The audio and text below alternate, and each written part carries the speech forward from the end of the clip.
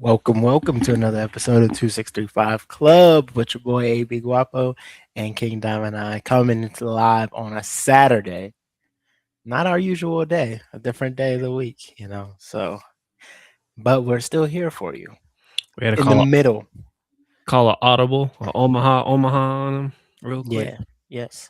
We had to swap it out, switch it up on y'all. You're not expecting it. But we're here in the middle of the weekend right now.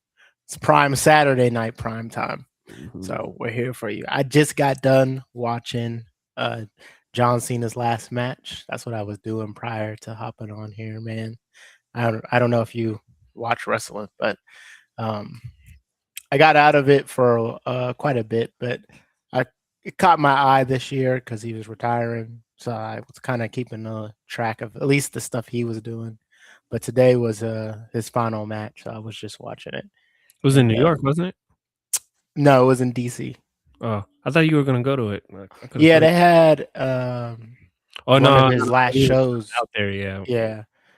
He had two shows here actually. They had the SummerSlam, which was back in August, and then they had a Monday Night Raw. His last Monday Night Raw was here as well. So 2 times I had chances to go see him. Didn't go either one of them. You know, those tickets prices was outrageous anyway, just because it was his last hoorah. Like that Kobe tour, like them games was like, it was gonna have been like in Minnesota when Minnesota was like 1 for $75, and those tickets would still run you like $900 just because it was Kobe's farewell tour. It's like, yeah, they were pricey. I They weren't terrible. So I was eyeing some seats for SummerSlam. I was trying to get my cousin to come. I didn't want to go by myself. So I was trying to get my cousin to come, and he was like, "Yeah, I'll come," but then we couldn't get off work. But those were like 300. They were like 300 for some like okay seats. They weren't great. They were they were good enough. But then the final Monday Night Raw, those ones were expensive. Those were like $2,000 for even some nosebleeds. So I was like, oh, I was like, nah. I ain't got it in me. Just I like wrestling, but not that much. So not enough to drop $2,000. But his final match was interesting. I was definitely not expecting him to lose. Um, that Well, was shocking. how do you not expect him to lose? He had to go out, that's how the death of John Cena, like, that's his end of his career. He can't be victorious because if he wins, then it's like, "Alright, we gotta keep it going then." He's still the man.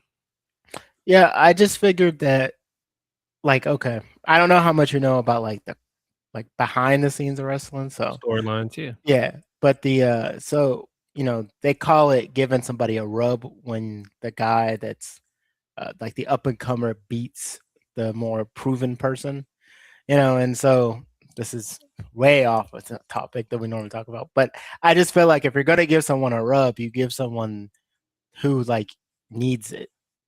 You know what I mean? The guy that beat him, I don't feel like he needed it. He's already in a good position. So, it was kind of like you remember Undertaker's streak, the WrestleMania streak, Mhm. that got crushed by Brock Lesnar, but it didn't make any sense because Brock Lesnar didn't need that type of push. It was Brock Lesnar's already Brock Lesnar. You know what I'm saying? Like if you're gonna give it to somebody, if you want, I could understand where they're like maybe believability factor, like who else could be, but Undertaker had already beat everybody virtually, so it didn't make any sense at that point. And even Undertaker said this in an interview. He was like, "I had no problem with losing the streak." He was like, "I just didn't want to lose it. I wanted to give it to somebody who actually needed it." And Brock Lesnar just didn't need it. Yeah, but wasn't that when Brock Lesnar then became, like, public enemy number 1? That's when he went on his villain tour. Because I feel like that's, like, been the MO, like, it's like you got your fan favorite, like John Cena, and then you got, like, this up and comer who's, like, turns evil, like the a-hole of the WWE, like, people can't stand him, don't want, like, hate it's like a the best analogy I could put is like a Floyd Mayweather, syndrome where it's like you can't stand him, but you want so you watch his fights just to hope to see that he loses type stuff, so that's usually how it goes. I haven't been up to date on wrestling in a hot minute, I'm not gonna lie to you. So I don't know who he fought and, like, the backstory to him currently, but usually that's how it goes. Yeah, I mean, I get what you're saying, and like, I, if they maybe booked it like that prior to, like after, maybe I would have been like, okay, this makes sense. But they didn't really book it that way. It was Okay. just kind of like he beat Undertaker, and they don't even like really mention it.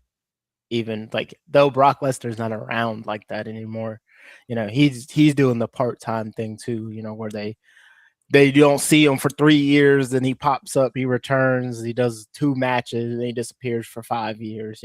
Whatever. That's the new thing for like the OGs. But go ahead. 'Cause I think John Cena on a Breakfast Club said something about that where he's like he turned into that villain role instead of the iconic super, like, hero that he normally was. He was like, during his career, I guess he turned to more of a villain role, I guess. I don't I mean, people didn't. Cena's always been like the baby face, And he's the except golden like, boy. He's like the yeah, Tim Tebow, yeah. But I think a lot of people didn't like him just in general, just because like he was the baby face, like the 5 moves of doom, that type of stuff. Like people just didn't like that. But the Mark just Wahlberg of the just like anything else, the novelty of it, you realize when they retire, you realize like, oh, we're losing a guy that's like great. So, that's the last time we're gonna be able to get to see somebody like John Cena in the ring.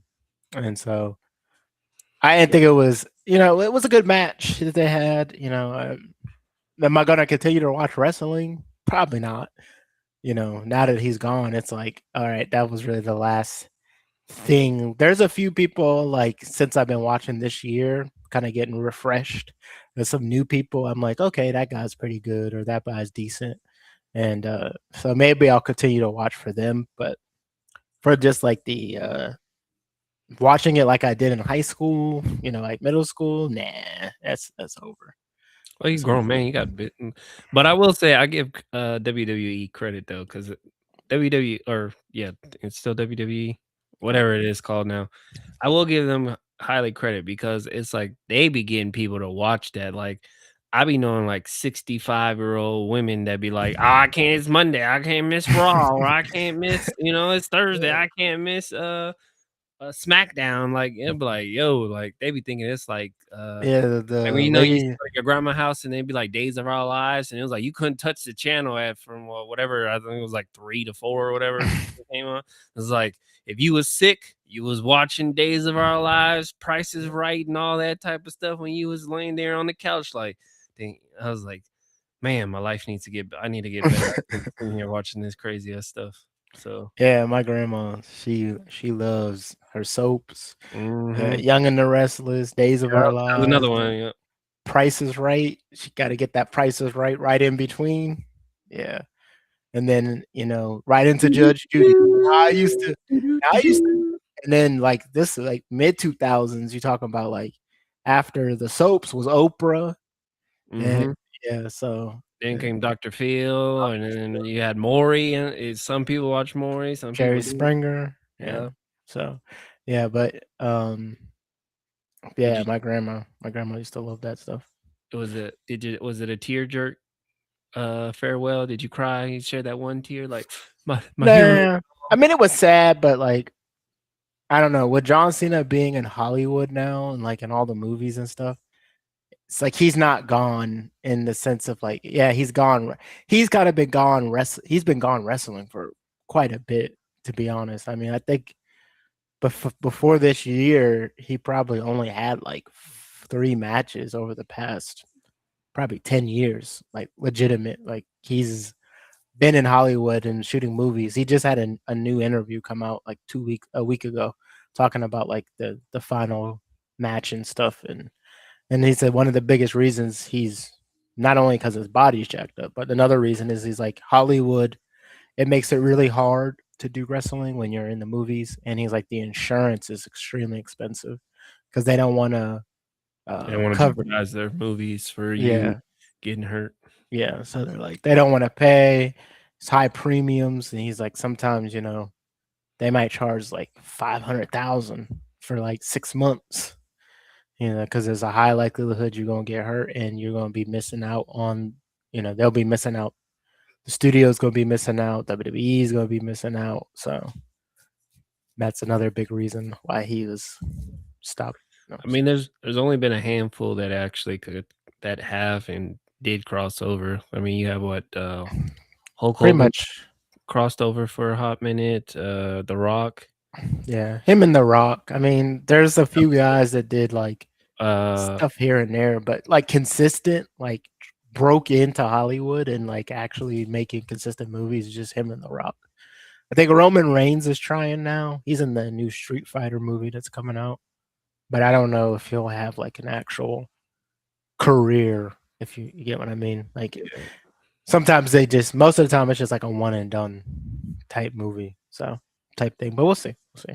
Anyways, the match was good. Wasn't expecting him to lose. I thought he'd come out on top, but it is what it is. But yeah. So that's what I was doing just before I got on here. So excuse me if I'm a little flustered. I was watching. He was hype. I was hyped. I was watching. I was like, oh. So In the face, in the face. yeah. So, but how was your week? We had to play the audible for you. I hope everything's good over there. Life is lifing, but you gotta keep on staying positive and keep doing what you gotta do. But it's also the holiday season, so it's like running around, getting stuff done, doing extracurricular activities with the kids and stuff like that. So it's it's a wonderful, wonderful time of the year for the Grinch. I always sit here and proclaim myself. Even my daughters are like, "Oh, you're a Grinch." I'm like, "Yep, I sure am." Like, uh, we be sometimes we'll be bored and go through like decoration stores and stuff like that. And if I see some Grinch stuff, I'm like, because I don't like buying. Uh, I won't go too deep into it, but I don't like festivity stuff like that. So I won't buy like ornaments. Like I'll help put them up and do what I got to do, but I ain't putting money into it. But when I be seeing some Grinch stuff, I'd be like, how much is that?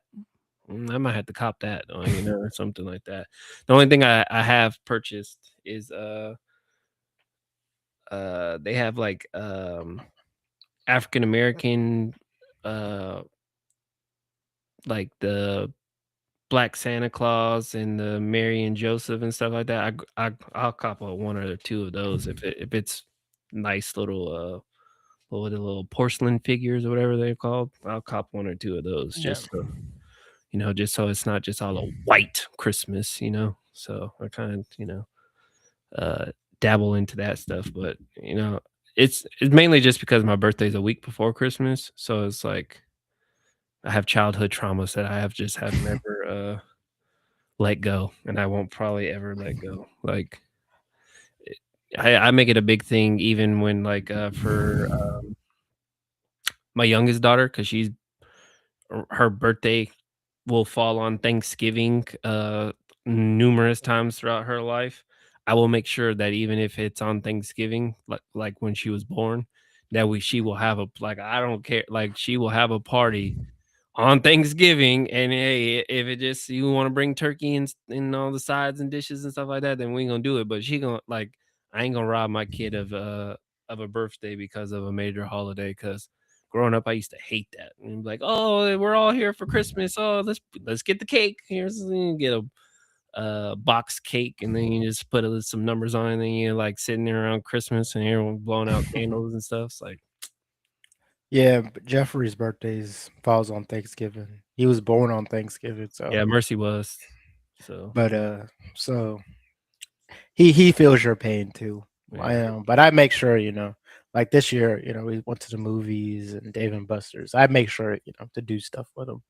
yeah. So Just like then my go ahead. nephew's like 3 days before me, so he's staying around the Christmas time and stuff like that. So I'd be like, hey man, we I like for all the other kids like throughout that have like normal birthdays like in like the rest of the year. I'm like, I don't pay too much. Like, all right, here's a gift card or whatever. But for like the ones that actually are in the holiday season, it was like, nah, I emphasize like making sure that they have a good birthday because I know how difficult it is.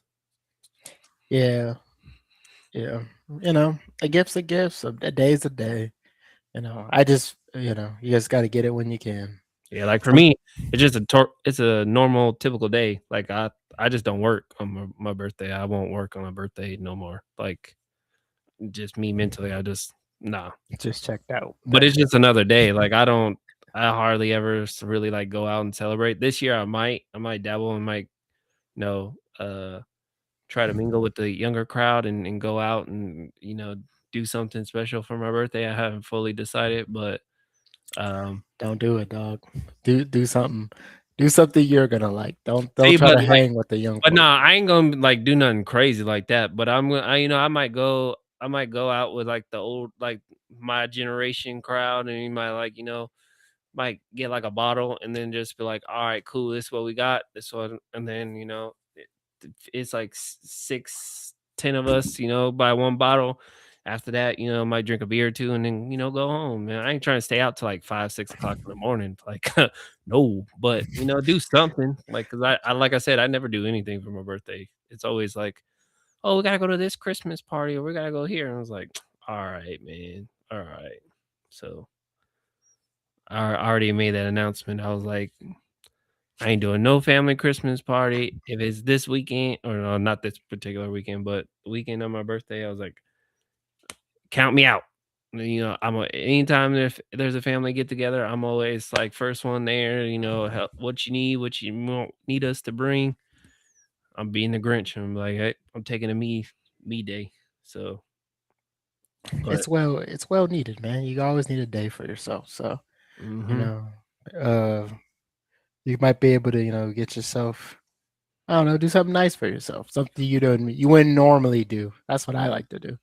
Like Well, I figured on my birthday, I'm gonna do like a ghost day where I just ghost out and just do like get away from everything, just like kind of zen back in, recharge, So I figured out that, but I figure I'm gonna do celebrate with friends and family, whoever decides to roll out.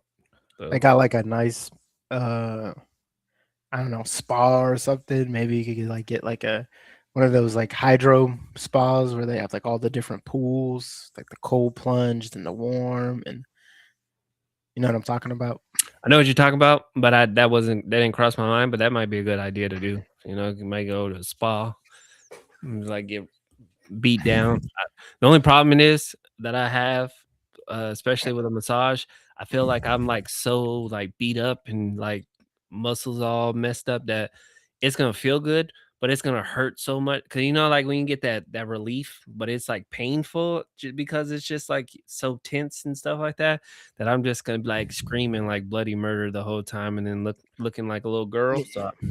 I'll be Like too all those videos where they be doing the bottom of the calf like and the ah! yeah, they be in there screaming. Yeah, no, I don't want to be like that. That Yeah, that stuff does hurt.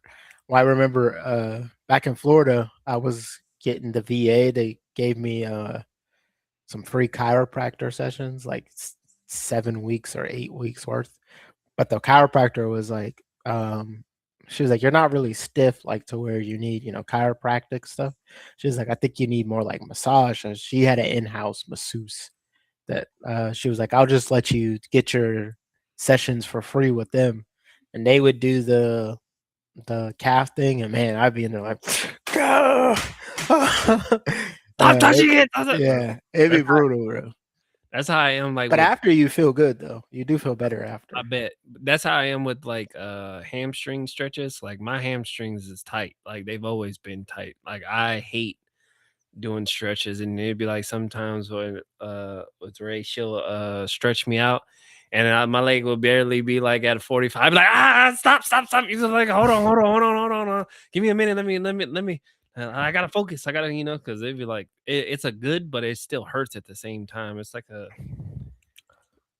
Yeah, you hard to gotta explain, but you gotta prepare yourself. mhm. We didn't, even though we were in the military, we didn't stretch much. It Nah, was not, it was for show. The stretching that we did in the military was for show. That's why people was tearing their ACLs and hamstrings at PT every other day because but they weren't stretched out. that and we were young, so it was like we didn't have to stretch because we was muscles was good to go. Like now it's like if I don't stretch before a basketball game, I'm season ending. Yeah. I'm on the IR list for like 2 years. So like nope. off of just trying to go left and then go right off a lateral move. Yeah. It'd be like what is it? The first grown ups. I don't know if you've seen that one where they're like playing that pickup game and they're like fake an injury, fake an injury. It's like oh my hamstring. ACL, it's ACL. But, Yeah, I told you about the time we was out there hooping, and I ain't hooped since. It hit my finger; it was all swollen. I think it didn't go down for like 3 weeks. I was like, dang. Every time I'd see the dudes at the bus stop, they'd be like, "You good?" I'd be like, "No, my finger's still messed up." That thing was like this big. It was like double the size You of a injured my shooting hand. It's my yeah. shooting hand. It Like was my it was shooting right. hand too. It Uh, really was. mm, Right off the shooting finger. And mm. all I did was try to block the ball, and all it did was like tip it like that. Yeah, it's toot. Yeah, and like no, you know that hurts, but I have never had it swell up like that. I mean, it was like fat, like double the size. You gotta have your vitamins. You gotta take your multivitamins and stuff. Yeah, you do for real. And that's the crazy part, though, is I be taking all these vitamins and stuff now, and it'd be like how I feel when I don't take them compared when I do take them is like night and day. It's like, bro, I'll be sometimes I know I'm not, but sometimes I'll be feeling like a little kid again. Like I got the energy to do a lot of stuff and super focused and doing all that stuff. And then it's like when I don't, I'm just like sitting there like can't even put a sentence together. It's crazy. Yeah, I was.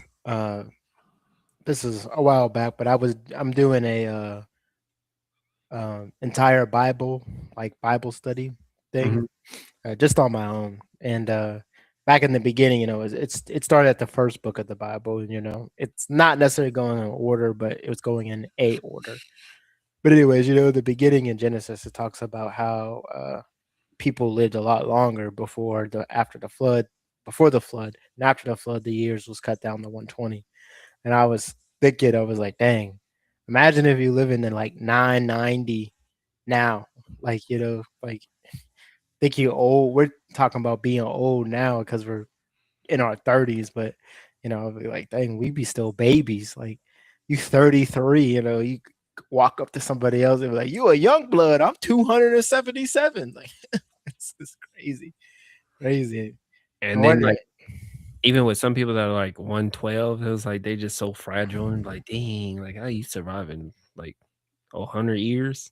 Mhm. Yeah, yeah. I'd just be wondering, like, what did they look like at that age? Like, what would Adam, or what would someone look like at like 800? Like that's a crazy number to say. Like I'm 830 years old. Like, what does that look like? I mean, I'm sure it didn't look what we think it looked. It probably looked normal to them, but like we're falling apart sometimes at 42. Yeah, but we also We they don't work. take care of ourselves like that, though. Yeah. Yeah, No, they work, they grind, they did everything that they were supposed. Like, we're not we're not made to just sit around and watch TV for 14 hours a day like a lot of people do, or, eat fast food. We're made to hunt and work and, you know yeah, that's why you see, like, a lot of people that retire, that really, like, retired, a lot of them have real bad health issues because it's like, yeah. They just go your downhill. body just that you've been grinding for so long and, like, it somehow keeps you alive to where you stop, and it's like your body freaks out, and then you get a lot of sicknesses and health issues and stuff like that. Yeah, you definitely when you retire, you got to go to the gym for sure. You got Yeah. to maintain yourself. I know. That's why we used to see them old ass men in the gym when we used to be working out for PT, and we're like, "Why is this 85-year-old man barely lifting 2.5 pounds, man, is sitting on the treadmill for 45 minutes talking to everybody, like, go somewhere."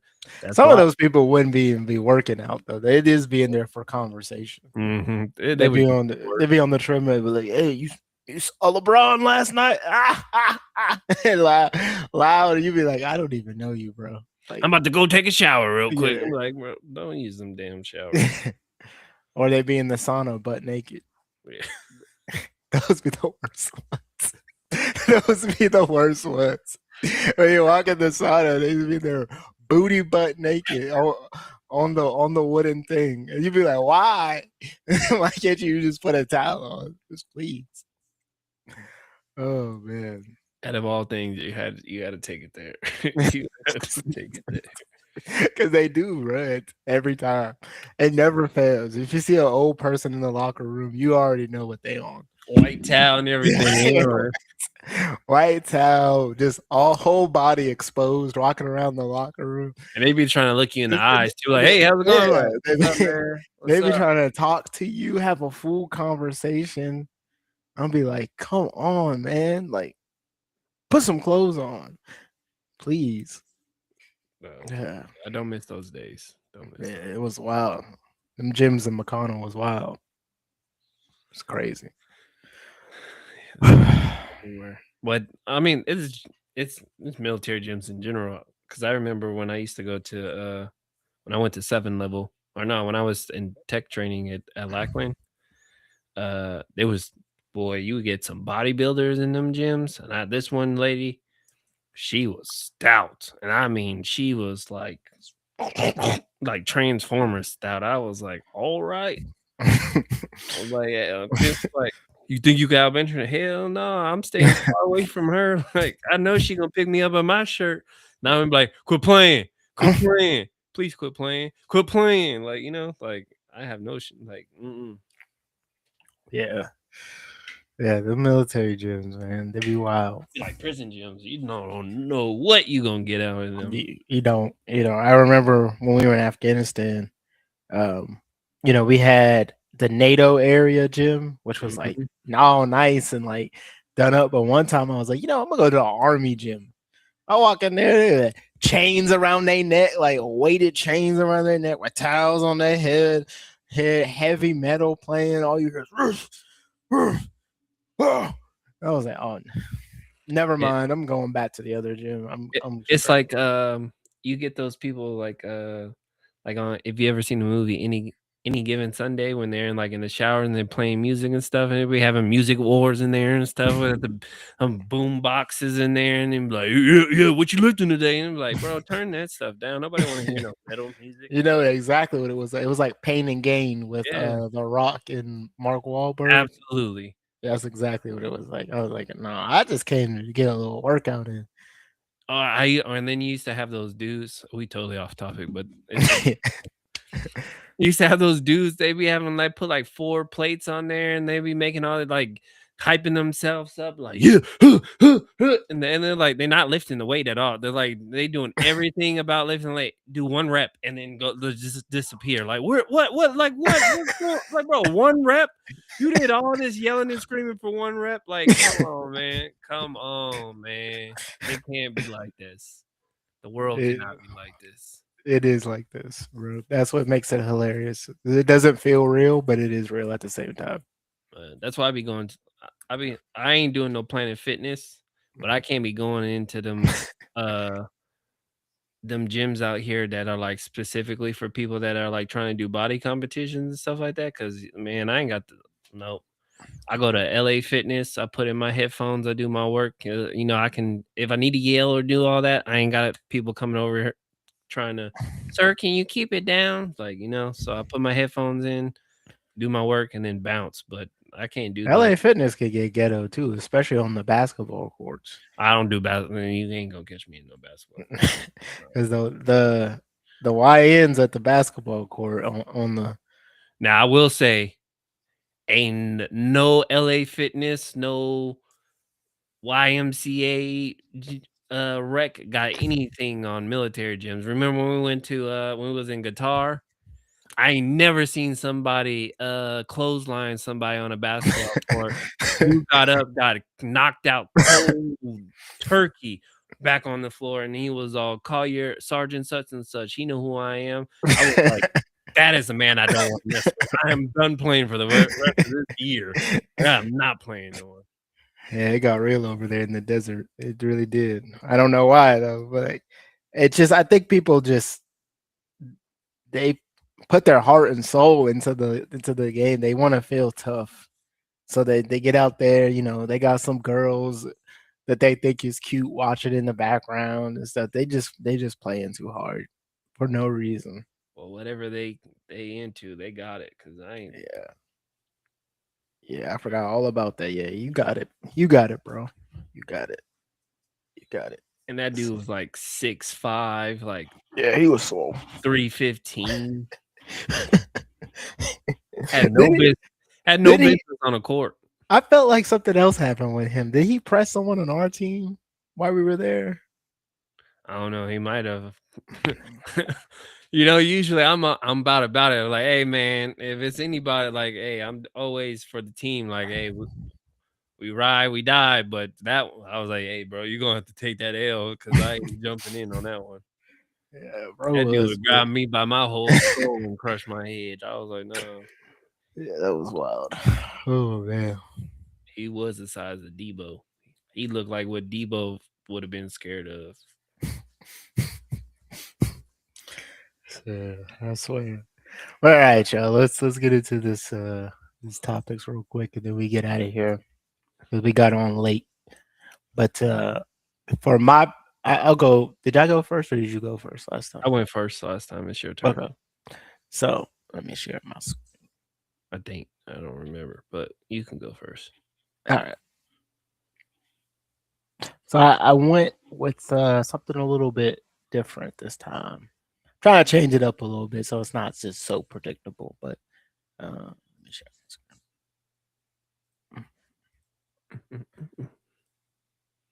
So for this week, I'd actually chose some untraditional graduates from the University of Yale. They had a whole article on it. I read a little bit of it. I thought it was pretty interesting because I feel like one of the areas um, right now that's like a hot just topic or area is college. Um, we spend a lot of money on school um, to get educations, and a lot of people want to go to the most prestigious schools with the biggest names on them, but they also have the biggest price tags. So sometimes it's better to weigh your options. Now, obviously, this is a big name school that's very expensive, but you know, you don't have to follow that traditional path for college. Sometimes you can wait, maybe save up money, then go to school. There's a lot of other options. So here's some students that did some untraditional paths. So I'll quickly breeze through. But since 1982, the Eli Whitney Student Program has offered students with the non-traditional backgrounds but who possesses exceptional potential, determination, and maturity, and opportunity to receive a Yale College education. Since then, hundreds of Eli Whitney students, military veterans, and entrepreneurs, activists, and artists have received undergraduate degrees, in many cases, years after their pursuit of degrees in higher education had been interrupted. In the class of 2023, so this is 2 years ago, includes 7 Eli Whitney students who each of whom took a different pathway to Yale, and each whom left an incredible mark on university community. This student, we asked 3 of these graduates about their time in Yale and pathways that led them here and where they're going next. Here are their stories in their own words. So first we had Andy McCollum, never finished his Yale degree, but returned 45 years later. He probably did like some job that didn't require it because 45 the back in those days you didn't really have to have a degree. So it was like just especially depending on what area of region of the country you lived in, it was probably like a small town where it's like his daddy's daddy was the, accountant for the whole town. And so he just, went to get in and then was like, oh, I'm gonna take over the family business. Probably. We're going to find out. Andy McCall was originally a member of the Yale class of 1978, but he transferred to McMaster University in Canada and earned his MD degree without ever obtaining a bachelor's degree. He had a long career in emergency medicine, serving as a flight surgeon and the president and CEO of Oregon, a provider of air ambulances and critical care transportation in Ontario, and most recently as a medical consultant. Um, he says, first for the first time, excuse me, first time at Yale in 1974, but he left after 1 year and returned home to Canada. I had successful career as a physician and an executive, but always regretted not finishing my degree at Yale. So when I retired in 2020, I explored coming back to finish the degree.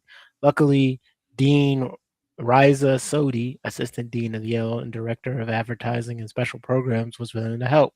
And with her able guidance, I was successful in gaining admission to Eli Whitney student programs, and I only needed a year to complete the necessary credits and was very fortunate to have a forbearing spouse who came with me. Turning to Yale, I majored in history of science and medicine. This was a natural choice for me after a medical career, and I think that the physicians generally do have a sufficient grounding in where the profession has come from. I certainly did not. It is a complex history that is interwoven with the history of the societies in which medicine has existed, and pretty much humbled to learning about that history. Returning to the campus has been extraordinary. The resources here are so deep. The beauty of the campus was lost on me as a first year student. Imagine that, being a first year student, a 1L at like 67. You like hanging out with like 20 something year olds, and you like 60 something years old. That's crazy. Of course, the buildings have been upgraded in the 4.5 decades and are reading. We have been to Yale Rep, seen noted speakers, attended various functions, and rekindled old friendships. It has been fun to meet and go and to get to know my Eli Whitney classmates, to interact with the students of today. It has been a fascinating to compare experiences at Yale from the 70s with the present. The next guy is Britton Foster. He's a major shift in direction, but still time to dance. For several years, Britton Foster put off college to dance professionally. He's performed in ballet in California, Colorado, and elsewhere. And when he decided to come to Yale, he veered off his expected academic paths, taking on a major role in dance production and was a special part of his Yale experience. In addition to earning his degree and 2 majors, he also completed advanced language certification in German. I won't read his whole thing just because we're on the time crunch. And then the last guy was actually a veteran like us. Naval veteran Sebastian navigates a wide open front. After spending 6 years in the United States Navy Special Forces as a rescue swimmer and helicopter door gunner, Sebastian joined the Wesleyan University as a member of the Pose Foundation Veterans Program, which identifies talented students from diverse backgrounds, provides a full scholarship, and helps you prepare for leadership roles.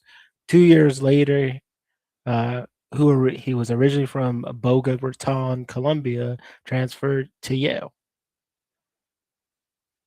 So definitely some untraditional paths here.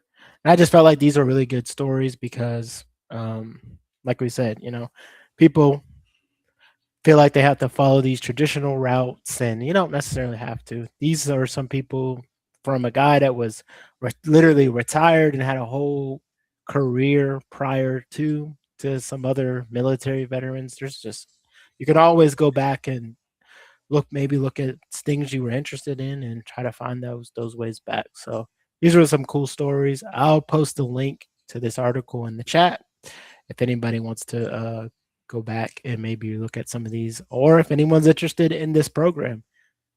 Somebody watching this may be like, I want to go to Yale, but here's a way you might be able to go for free. So I'll post that link in the chat. All right, you can go. Yeah, so yeah, all the time. We're prime examples of that too. We went in from law enforcement and then broke off to do other things that we were supposed to do. Mine, of course, it's someone famous that we all know, but I think it's important because a lot of people think that just because you're in one particular career field and you've been doing it for so long, that you can't pivot and go do something that you're actually interested in or something that you actually love doing. So mine is one of the famous people that everyone loves, and Martha Stewart. So let me get this up. She has turned perfectionism in the home into a worldwide media empire. Welcome to WatchMojo.com, and today we'll be learning more about the life and career of Martha Stewart. Every kind of form. Don't mess it up. These are they in a certain order? Well, you're messing up. That makes you crazy, doesn't it? Yep. The whole idea. Martha Helen Kostyra was born August 3rd, 1941 in New Jersey. Her Polish-American upbringing was filled with cooking, sewing, gardening, and other traditional pursuits. She started a moderately successful modeling career at age 13 and ultimately won a partial scholarship to attend Barnard College in New York due to her good grades. Stewart eventually earned a double degree in history and architectural history. Eventually, she cultivated a talent in business and worked as a stockbroker between 1967 and 72.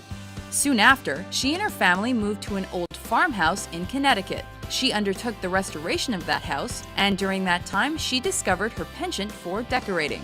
By the late 1970s, she started a thriving catering service. This led to a chance encounter with a book publisher who was impressed with her skills and offered her a book deal. In 1982, Martha Stewart Entertaining was released and launched this domestic goddess's empire. Remember, however you choose to decorate your Thanksgiving table, special touches are always going to be appreciated by your family and your friends. In fact, that book became the best-selling cookbook since Julia Child's Mastering the Art of French Cooking. Stewart became famous for her labor-intensive recipes and craft projects. Throughout the remainder of the 80s, she released other popular books, including Martha Stewart's Hors d'oeuvres, Weddings, and Martha Stewart's Christmas. In 1990, the first edition of Martha Stewart Living magazine was released, with Stewart acting as the magazine's editor-in-chief and lifestyle guru. 3 years later, Stewart launched a weekly television series that brought her magazine to life, and that was quickly expanded to a daily program, accompanied by various network holiday specials. Martha Stewart's lifestyle empire was growing rapidly, and in 1997, she created Martha Stewart Living Omnimedia by consolidating her various creative media ventures. She became chairwoman, president, and CEO, and this move solidified the Martha Stewart brand even further. Stewart was briefly made a billionaire when Martha Stewart Living Omnimedia went public on the New York Stock Exchange in 1999, though she has remained a majority shareholder.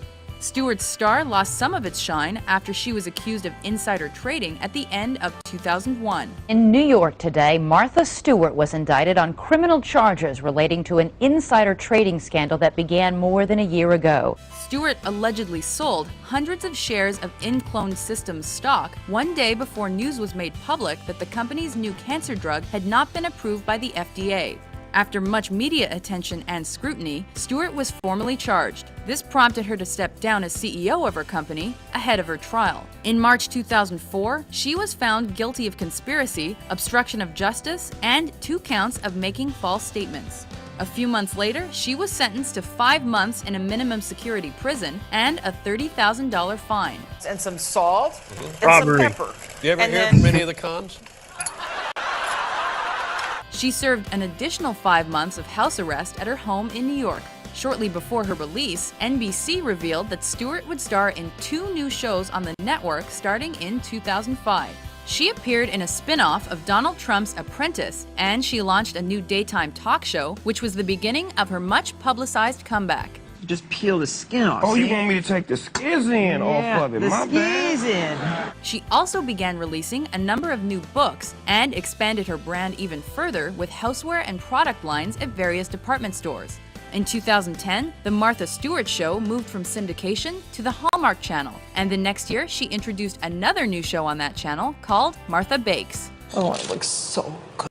Martha Stewart has been a magnet for criticism throughout her career. Many have felt she set an unrealistic example for working mothers, and that her ideal of perfectionism in the home was a step backward. So what happens if you're sick? Then you'd stay in I'm bed. never sick. You're never sick? Why get sick? It's a waste of time. However, her shrewd business sense, unparalleled work ethic, and talent for decorating have garnered her an ultra-loyal following, and that's a good thing. They said to use my thumb, but I've been thumbprinted like a lot of times, and I'm not going there. Show your daughter how much. I mean, it's just, dang commercials, but it's Martha Stewart. I mean, everybody loves Martha Stewart, but just for that, from going from modeling to stock markets, or like a lot of people, they love that fast lifestyle in the stocks. To they just go until they meet their quota, their number, and then they get out and do some other stuff. I mean, she created her own. My personal opinion, she created her own niche. Like nobody was really doing homemade decorations and teaching people how to cook, and well, cooking, yeah, but like home decorating and stuff like that. Like a lot of people that's a multi-million-dollar business by itself. So Yeah. I think it's cool when, like, it don't matter what age you are or what you do, you can always take that pivot and do something else. So for some people, they're scared to make that leap because there's always that $50,000 what if, or scared to commit to something. But what they say, scare money don't make money. So you gotta always believe in yourself. When you do that, we have multiple examples of proof of that when you bet on yourself in the right way, it always pays out at the end. So I always like to show about what women, especially women, because everyone always wants to show men doing it, and men been doing it from the dawn of time. We've always been the focal point of success and prime examples of stuff. But when women do it, I think it's more interesting because it's like, like what she gets criticized for. Not every woman can do it because they're raising kids. They're trying to get a career. They're trying to be cooking and all that stuff. And some people can't get it done. So with dedication, you can do a lot of stuff. So Yeah, it's definitely an encouraging story. And I think one of the biggest parts that's encouraging is her fall and rise, not necessarily fall, but she had a very public incident and mistake. A lot of times that can be career ending for some people, especially now we live in this like weird world of the cancel culture where you make one mistake and it's like, I'll burn it all down. But she found a way to come back and and revitalize herself, and she learned from her mistakes. So that's what we all have to do. We have to evaluate, sit down, evaluate, even if your mistake is more public than somebody else's. We all make them. She wasn't the only one, down bad, but she learned from it. the only one. Yeah. So, but yeah, Martha's cool. So you guys got a little bit of a double edge. You got Martha and you got college. So anyone interested in that Yale thing I did, the scholarship program, I did post a link in the chat. So you can hop in that link if you're interested maybe in going to Yale or going to school. There's an opportunity there for you right there. But we appreciate you guys tuning in with us. A few people that joined in, we thank you. We are going to get out of here, get you guys back to your homes. We appreciate y'all tuning in. Any last words? Yeah, thank you guys for following us on our Audible. We do apologize for it. It is that time of the season. As we did mention, we are going to take a few weeks off here due to the holidays and some personal time with the family and stuff like that. So we will post when we will be back on.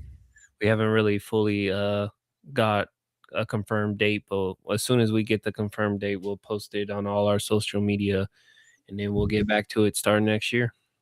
Yes, sir. We appreciate y'all, and we hope you have a good weekend. Yeah. Deuces, guys. Thanks. Peace out.